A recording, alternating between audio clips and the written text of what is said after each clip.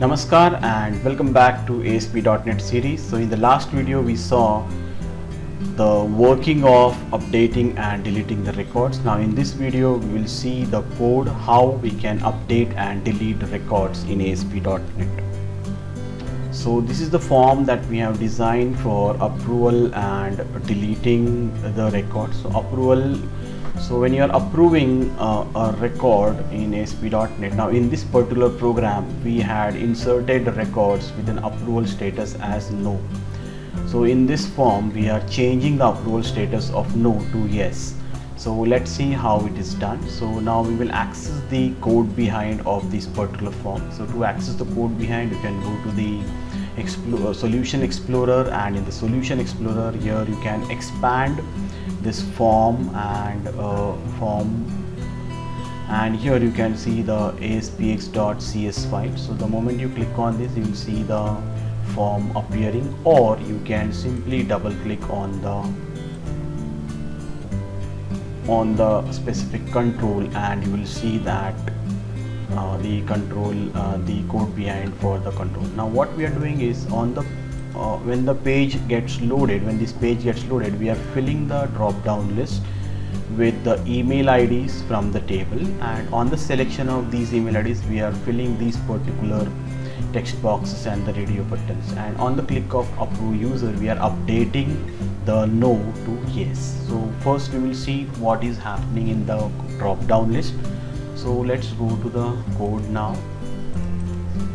So this is the code. So as I said, with the very first thing we are doing is we are filling the combo box, that is a drop down list at the page load event. So this is the page load event in which we are filling up the drop down list. So rest we have to these things remain same. So if you are dealing with databases, you have to export or import these namespaces. So we are using these namespaces: system.web.configuration, system.data, and system.data.sql client.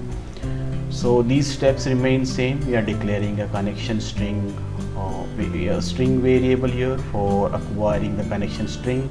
We declare a connection object, SQL connection object, and within the page load we are opening the connection, we are creating the connection object, then we are opening the connection. So this is the query that we are firing here: select star from user details, that is the table name, and this query will fetch all the records from the table, and we will get the records here. So now here we are using SQL data adapter. Now SQL data adapter is a class that helps you fetch the entire table and save the table within this object as a list, as a collection, and you can use it for further use. So here we are using SQL data adapter. The SQL data adapter allows you to fetch the entire table set, entire table, and you can interact with the table. So data adapter plays a very important role in ADO.NET. The data adapter, we create a data adapter object here by passing the query and the connection object.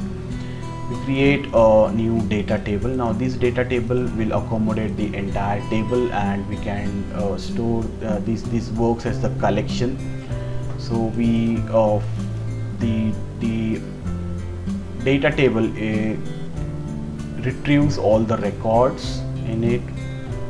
Then we assign this data table as a data source to our drop down list. So this is the name of our drop down list. So we assign the data source as this data table, what is being fetched from the database. Then we need to bind these data source to our drop down list. So we are binding. So this is what is data binding method. Then we need to assign the text field to the drop down list. That means which field you want to display. So this has to be same as what we have in our table. So we can see the table has email ID. This is the column name. So this is the column name that we specify. Now text field is what you want to display in that column name, and the value field is basically the value for the particular record. Now when you are working with drop down list, we have two things in place. one is the value and one is the text. Now text is basically for displaying and value is for using the value of that particular text. So we are specifying the value and the text as same, both email ID. Then again we are binding the data with the drop down list. So and this is, we are setting the index to -1, that is none of the records is selected. So this is how we are filling up the drop down list in the page load events. So once the drop down list is filled, then on the selection of drop down list, we want to display the values of the selected email ID in the drop down list in the text boxes. So here we see the selected index changed event of the drop down list. So the moment you select something in the drop down list, we get the selected index change event. We trigger the selected index change event. Then we are retrieving the selected value. So what the user has selected in the drop down list. So we are storing the value in a string variable. We are creating the connection object. Then we are specifying the query that we want to fire on the selection of email ID. So we want to select all the fields from the table where the email ID is this. So we want to show the details of specific email ID. In the try catch block, we are opening the connection. We are creating a SQL command object by passing the query and the connection, and we are using the parameterized query here. So you can see there's a parameter here, and this parameter is assigned with the email ID that we are fetching at the beginning here. Then SQL data reader is the object that reads the records from the table. That means when we execute this command object, so the command object is getting executed here, execute reader. The execute reader method of SQL command class will fetch the records for this particular query. So it will fetch a particular record for this query and will store it in the obj read as a collection or the list. Then we check whether there is any record been fetched. So obj read will give you true value if there is some record in it. So it's a boolean value. So here you can see in the tooltip, you see the boolean SQL reader dot read. So you get a boolean value. If there are any records, then it will execute this if statement, and we are assigning the values of every field to the respective text box. So we have text box for user, email ID, mobile and password. So we are assigning the value. So obj read will fetch this particular column name, and we are converting it to toString because we have to display it in the text box. So for all of this, so these are two ways to convert, typecast the object into a string. So one is this, so you can use the toString method, or you can typecast is using the string data type. So we are typecasting this object to string type. You can either use this or you can use this way for typecasting. Now by default the approval status for every user is no, so we are storing the approval status in a string variable. And now here in the if condition, we are checking whether it is no. So if it is no, we are assigning the value to the we are selecting the particular radio button. So if it is no, so it will select the second radio button, that is index 1. If it is yes, if it will select the otherwise it will select the first radio button. So in the form we have two radio buttons, so index will start from 0 and 1. So that is what we are doing. So if it is no, the second radio button should be selected when we are running the program. So it selects the second radio button. So this is how the combo box or the drop down list is getting filled. And now once the records are filled, on the click of approve user, we want to update the value for approval. So this is what we are doing here in the approve, on the click event of the approve button. So you have approve click, so this is a click event. Again all things remain same. You have to create a connection object, you have to open a connection object, and here you will fire the query. You will enter the query. So update table name set approval. So this is what is the approval column name of the approval here in the table. So again parameterized query @approval, and where the email ID is what we select in the drop down list. So this is the radio button value that it will select. That means when the user changes it to yes, so these value you need to store in the table. So we are storing the radio button selected value, that is after the admin approves the user. So we get yes here, why, and then we are assigning the parameters. So you have approval and email. So we share the we assign the value. So string val will have the approval status, that is yes, and the email ID from the text box. And then we execute the command using the execute non-query method of the SQL command object.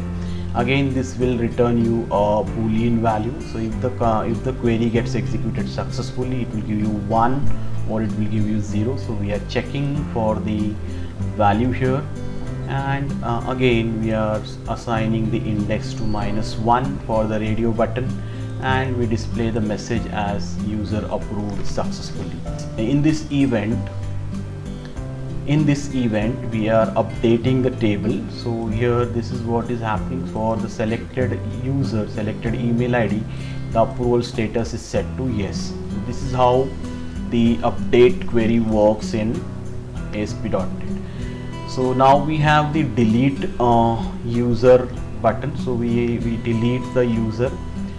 So in the delete user, on the click event of this delete user button, we are again doing the same thing. We are creating a connection object, and within the try catch block we are opening the connection, and we are using the query delete from user details where email ID. So for the selected email ID in this drop down list, we want to delete this record. So we are using this delete query. Again we are creating a command object by passing the query and the connection, and we are using the parameterized query. So we are assigning the email ID from the text box directly, and again we are using the execute non-query method of the SQL command object. Again it returns 1 if the query is executed successfully. Now once the record is deleted, we want to refresh our drop down list so that the deleted record goes from it. So in this if condition, we are again executing this entire steps so that the drop down list gets refreshed.